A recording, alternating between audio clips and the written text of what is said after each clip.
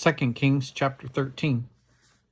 In the 23rd year of Joash, son of Ahaziah, king of Judah, Jehoahaz, son of Jehu, became king of Israel in Samaria, and he reigned 17 years.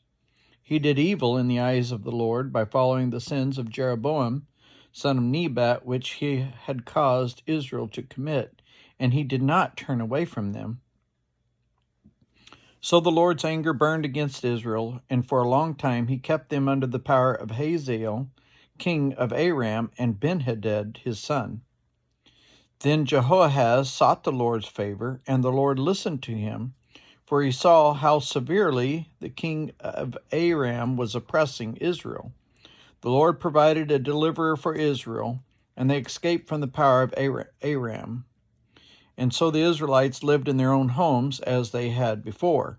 But they did not turn away from the sins of the house of Jehoram, which he had caused Israel to commit. They continued in them. Also, the Asherah pole remained standing in Samaria. Nothing had been left of the army of Jehoahaz except 50 horsemen, 10 chariots, and 10,000 foot soldiers. For the king of Aram had destroyed the rest and made them like dust at threshing time. As for the other events of the reign of Jehoahaz and all his achievements, are they not written in the book of the annals of the kings of Israel? Jehoahaz rested with his ancestors and was buried in Samaria, and Jehoash his son succeeded him as king. In the 37th year of Joash, king of Judah, Jehoash, son of Jehoahaz, became king in Israel in Samaria, and he reigned 16 years. He did evil in the eyes of the Lord and did not turn away from any of the sins of Jeroboam, son of Nebat, which he had caused Israel to commit. He continued in them. As for the other events of the reign of Jehoash, and all he did and his achievements, including his war against Amaziah, the king of Judah, are they not written in the book of the annals of the kings of Israel? Jehoash rested with his ancestors, and Jeroboam succeeded him on the throne. Jehoash was buried in Samaria with the kings of Israel.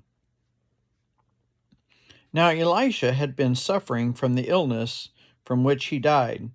Jehoash, king of Israel, went down to see him and wept over him. My father, he cried, the chariots and horsemen of Israel. Elisha said, get a bow and some arrows. And he did so. Take the bow in your hands, he said to the king of Israel. When he had taken it, Elisha put his hands on the king's hands. Open the east window, he said. And he opened it. Shoot, Elisha said, and he shot. The Lord's arrow of victory, the arrow of victory over Aram, Elisha declared. You will completely destroy the Arameans at Aphek. Then he said, take the arrows, and the king took them. Elisha told him, strike the ground. And he struck it 3 times and stopped.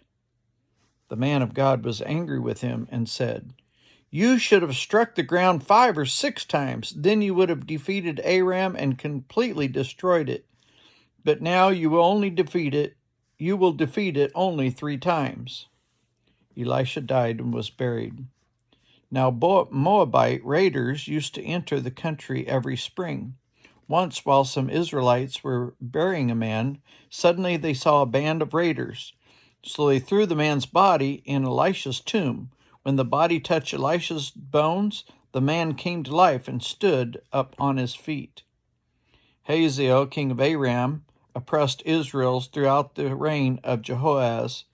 But the Lord was gracious to them and had compassion and showed concern for them because of his covenant with Abraham, Isaac, and Jacob. To this day he has been unwilling to destroy them or banish them from his presence. Hazael, king of Aram, died, and Ben-Hadad, his son, succeeded him as king. Then Jehoash, son of Jehoahaz, recaptured from Ben-Hadad, son of Hazael, the towns he had taken in battle from his father Jehoahaz. 3 times Jehoash defeated him, and so he recovered the Israelite towns.